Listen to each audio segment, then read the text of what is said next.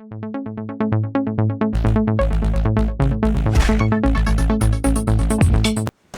amigos, muy buenas tardes. Muy buenas tardes, mis amigos de Me Voy a Mer al Chile y de Gatito Político. Amigos que nos están viendo y que nos están escuchando, fíjense que hoy tenemos una gran pregunta irrelevante para todos, que parecería que no es importante para muchos, pero es el fondo de muchas cosas. Y es que vamos a hablar un poco sobre las investigaciones que está haciendo actualmente la Fiscalía General de la República. Investigaciones por el caso de Emilio Lozoya, agronitrogenados, e investigaciones por la estafa maestra con Rosario Robles. Estas dos investigaciones son de las muchas que tiene la Fiscalía General de la República en las que ha colaborado con la Auditoría Superior de la Federación. Auditoría que ha estado trabajando a marchas aceleradísimas, porque acuérdense que la Auditoría Superior de la Federación pues viene auditando cuentas ya pasadas. Apenas va con la auditoría 2018, estamos a medio 2019, nos las va a entregar hasta febrero de 2019, la cuenta pública 2018. Pero la Auditoría Superior de la Federación por primera vez tiene la facultad de imponer denuncias ante la Fiscalía General de la República sin esperar a que lo hagan otras dependencias. Lo que nos da el resultado de agronitrogenados con Emilio Lozoya, esta investigación en donde ya lo estamos buscando, y la estafa maestra, que está bien documentada, ambas investigaciones están bien armadas. ¿Qué es lo que pasa acá? Que lamentablemente se nos está perdiendo de vista un personaje que tuvo que ver y que tiene que ver en las dos investigaciones. Y es que antes de que la Auditoría Superior de la Federación pudiera hacer estas denuncias directamente a la Fiscalía, cuando todavía existía la Procuraduría General de la República, quien estaba encargado de hacer las investigaciones eran las dependencias afectadas. Cuando se trataba de la lana, la Secretaría de Hacienda. Cuando había que buscar una extradición, eso sigue siendo facultad de la Secretaría de Relaciones Exteriores, ¿no? Ellos tienen que hacer el proceso. Pero cuando se trata de lana, es la Secretaría de Hacienda la que se ve como afectado porque hubo un desvío de recursos del erario. Entonces la Secretaría de Hacienda, hay que acordarnos que es la responsable de la lana. Y en ese momento, tanto en 2017 como años anteriores, 2018 incluso, pues nosotros no veíamos que la Secretaría de Hacienda emitiera estas denuncias. Vimos que la investigación de Odebrecht, o más bien la de agronitrogenados, y la investigación de la estafa maestra se abrieron por necesidad, por un momento electoral, por una crisis en donde el partido en el poder en ese momento simplemente no tenía ni para dónde voltear. Sabía que venía una derrota inevitable, contundente y devastadora. Pero por eso abren las investigaciones intentando, ¿no?, ganar adeptos. Por eso también encarcelan a Javier Duarte, ¿no?, para ganar adeptos, como para entregar los sacrificados. Por eso el Chapo Guzmán, el cual es una traición de Enrique Peña Nieto hacia el Chapo Guzmán porque recibió sobornos. Pero se nos va de todo el panorama un personaje que es el que debía de realizar las denuncias, porque tanto el tema de agronitrogenados, también Fertinal, que es algo que se investiga en Estados Unidos, como la estafa maestra ocurrieron mientras él era secretario de Hacienda. Y hablamos particularmente de Luis Videgaray. En videos pasados yo les decía cómo Luis Videgaray ya ha sido señalado por los mismos priistas como el artífice de que actualmente las investigaciones que deberían de incluirlo no lo incluyan. Y es que Miranda dice que hay un pacto. Enrique Miranda Nava no duda en confrontar nuevamente a Luis Videgaray. Acuérdense que Miranda Nava y Luis Videgaray no se llevan bien, pese a que son del mismo partido, pese a que los dos estuvieron en el gabinete de Enrique Peña Nieto.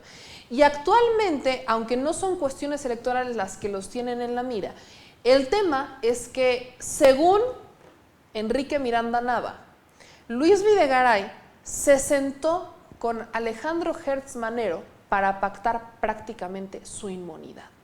Según esto, la cita tuvo lugar en Estados Unidos hace ya algunas semanas, en donde el que fuera el hombre más poderoso del sexenio anterior, porque hay que entender que Luis Videgaray fue el hombre más poderoso, no fue Enrique, fue él, ya que él ocupó los cargos que quiso, como quiso, en donde quiso y de forma estratégica.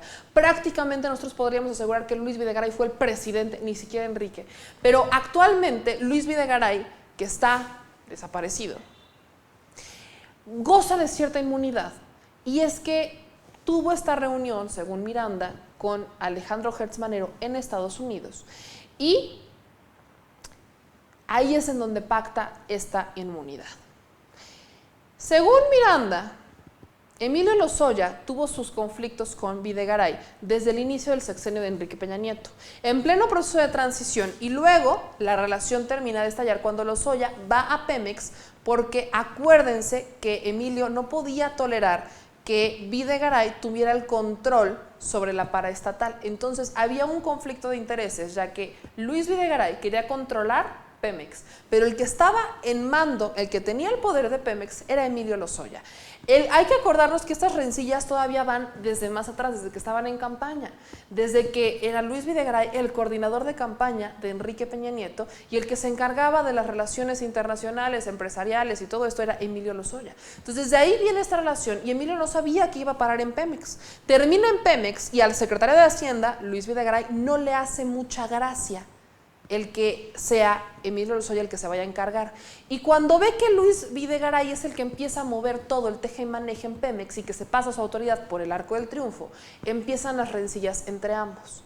Ahora, esto a nosotros no nos extraña, porque el actual abogado de Emilio Lozoya también señaló a Luis Videgaray. Acuérdense que en el tema del Fertinal o de agronitrogenados, en los dos, no se pudieron comprar estas fábricas fertilizadoras que estaban en quiebra a un sobreprecio sin la autorización de la Secretaría de Hacienda. No podían comprarse estas dos, no se podía mover la lana sin que se tuviera la autorización del secretario de Hacienda, ya que hablamos de muchos millones de pesos. No se podía hacer eso sin que el secretario de Hacienda e incluso el presidente movieran un peso.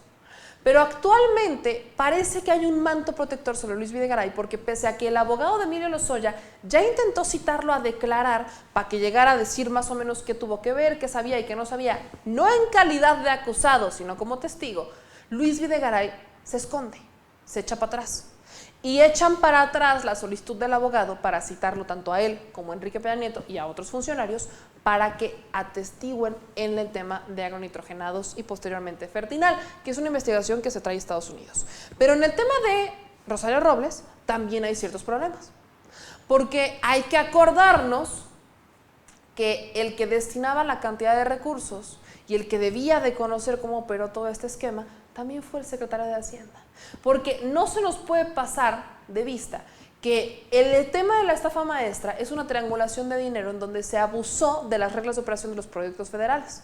Acuérdense que las líneas de operación nos dicen que hay proyectos que se pueden adjudicar mediante adjudicación directa, licitación pública o invitación a 3 o más personas. Mediante este esquema de invitación a 3 o más personas es que se hace la estafa maestra, porque se abusa de él.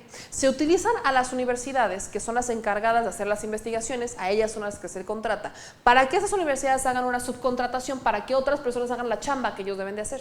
Entonces es aquí cuando empieza la auditoría a ver que es ilógico que haya una empresa que esté haciendo lo que va a hacer una universidad, y que además las fábricas de donde están saliendo los entregables existen fábricas que están haciendo falsamente entregables, y es ahí donde se da una operación de desvío de recursos. Pero no hablamos de 1 peso o 2, hablamos de más de 7,000 millones de pesos. ¿Ustedes creen que la Secretaría de Hacienda no lo supo? Claro que lo supo, porque representa un daño al erario. Y la Secretaría de Hacienda no hizo nada, pero sí entregó a Rosario Robles. Y después tenemos a Juan Collado, tal vez la única persona que podría conocer los tejes y manejes de Luis Videgaray, y lo encierra. Luis Videgaray, el que protege a Enrique Peña Nieto. Por eso yo les pregunto, ¿en dónde está Luis Videgaray? De no existir un pacto entre Alejandro Hertz Manero, actual fiscal general de la República, y Luis Videgaray, el boleto de entrada para meter a Luis Videgaray en el escenario no es, y debería de serlo, pero no es ni la estafa maestra ni agronitrogenados, sino es el circuito bicentenario. Esa podría ser la puerta de entrada, ya que actualmente la Fiscalía General de la República tiene en sus manos una denuncia interpuesta por el senador Emilio Álvarez y Casa, en donde refiere delitos relacionados con la adjudicación de la concesión para construir, operar y mantener el viaducto bicentenario. Tras presentar este recurso, Álvarez y Casa recordó que, a pesar de que existía una mejor oferta, el entonces secretario de Comunicaciones, Gerardo Ruiz Esparza, decidió dar la concesión a Atlética, que antes era OHL. Además, dijo en entrevista que no contaba con la concesión correspondiente del gobierno federal como lo exigía la ley, pues el viaducto elevado bicentenario está construido sobre una vía de comunicación de jurisdicción federal. Y esta situación fue avalada y se otorgó gracias a la Secretaría de Hacienda, encabezada por el entonces secretario Luis Videgaray. Esta podría ser la entrada porque ya no estamos vinculando a otra persona, a menos que Luis Videgaray entregue la cabeza de Gerardo Ruiz Esparza.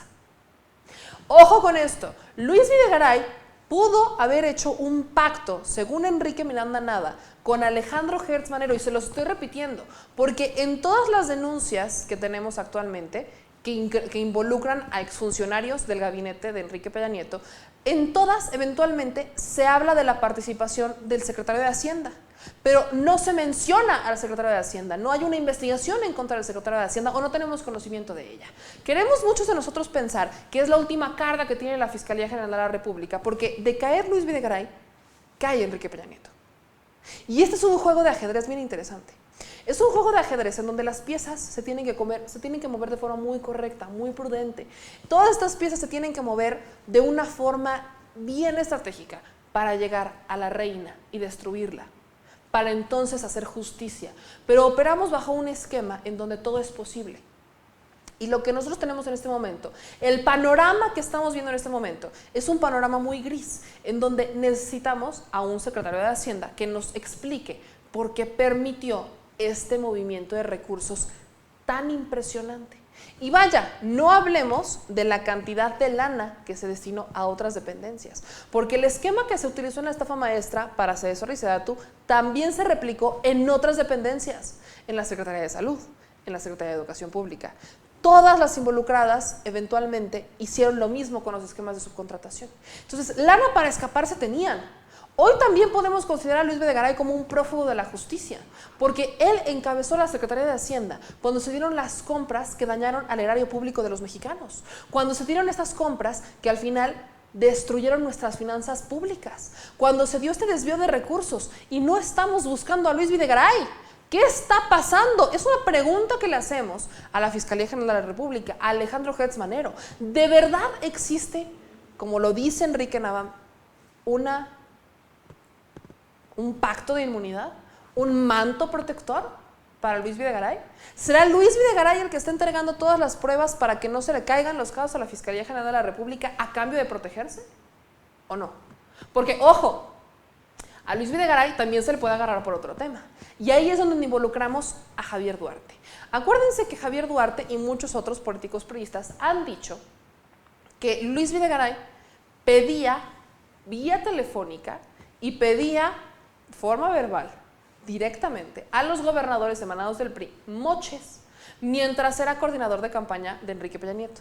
Moches para financiar la campaña de Enrique Peña Nieto. Y ahí hablamos ahora de la Operación Zafiro, en Chihuahua. Acuérdense que Enrique Peña Nieto y todo este grupo de políticos del PRI que funcionaron con Enrique Peña Nieto en su gabinete, se ampararon antes de terminar la administración, hace como un año, más o menos como por estas fechas, nos enterábamos que existía un amparo para evitar que Enrique Peña Nieto y que otros fueran procesados, juzgados o investigados por la Operación Zafiro. Una operación que lamentablemente involucró el recurso de los chihuahuenses en unas campañas del PRI. Entonces, sí estamos hablando de muchas piedritas que viene atravesando Luis Videgaray, y piedritas que no está saliendo a la luz. Son cosas que no nos están diciendo, son cosas que no estamos viendo. Nosotros en este momento no hemos visto a un Luis Videgaray sentado declarando, él está escondido, dizque en el MIT. No sabemos si Luis Videgaray va a dar la cara o no, pero lo que sí sabemos es que es la pieza que hace falta para que embone la justicia que hace falta en México. Por eso yo les pregunto una vez más, ¿por qué se nos está yendo el gran panorama? El gran panorama es que nos hace falta Luis Videgaray. ¿En dónde está? ¿Va a declarar? ¿No lo va a hacer? Pero lo que sí sé es que tenemos que hacer esta pregunta muy fuerte y muy alto. Que no se les vaya para nada esta reflexión.